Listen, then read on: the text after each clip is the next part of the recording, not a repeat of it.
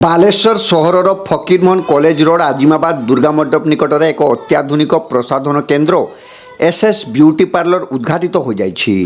ସଦର ବିଧାୟକ ସ୍ୱରୂପ କୁମାର ଦାସ, ବିଜେଡି ସାଂସଦ ପ୍ରାର୍ଥିନୀ ଲେଖାଶ୍ରୀ ସାମନ୍ତ ସିଂହାର ପ୍ରମୁଖ ଏହାକୁ ଆନୁଷ୍ଠାନିକ ଭାବେ ଉଦ୍ଘାଟନ କରିଥିଲେ। ଉଦ୍ୟୋଗୀ ଭାବେ ଆଗେଇ ଆସୁଥିବା ମହିଳାମାନଙ୍କୁ ପ୍ରୋତ୍ସାହନ ଦେବାର ଆବଶ୍ୟକତା ରହିଛି ବୋଲି ସେମାନେ କହିଥିଲେ।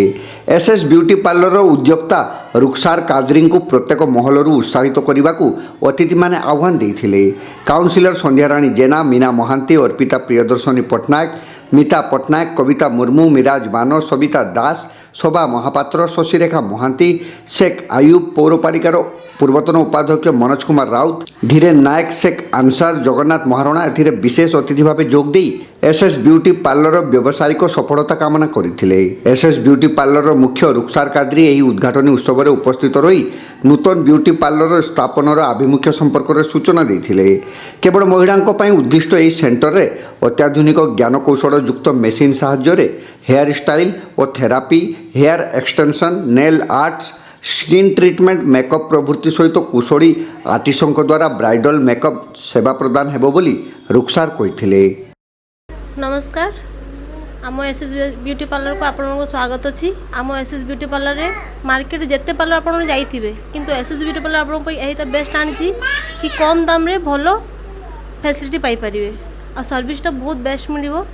एथिरे आमर हेयर स्पा अच्छी, हेयर स्ट्रेटनिंग, बॉटॉक्स, हेयर सब ट्रीटमेंट अच्छी, हेयर स्किन एंड नेल सब ट्रीटमेंट अच्छी, नेल एक्सटेंशन, हाइड्रा फेशियल सबुतिर आम आपण कम दाम रे भलो सर्विसटा दबु।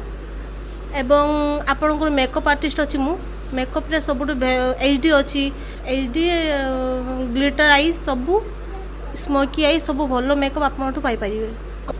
आमर 11 वर्ष एक्सपीरियंस अच्छी, मु ट्रेनिंग नहीं आसी भुवनेश्वर मेकअप आर्टिस्टा आउ पार्लर कोर्सटा आम बालेश्वर ही कर देखो। सब प्रथम हूँ आम बालेश्वर सब कम रे आम काम करूँ, आम तथापि लिमिटेड आम ऑफर रखु 10% डिस्काउंट रखीचु किंतु भल कामटा ही ये पाइबे। थोड़े आसिकी सर्विस नहीं कि जातु, नेक्स्ट टाइम निश्चय आस पार्लर को।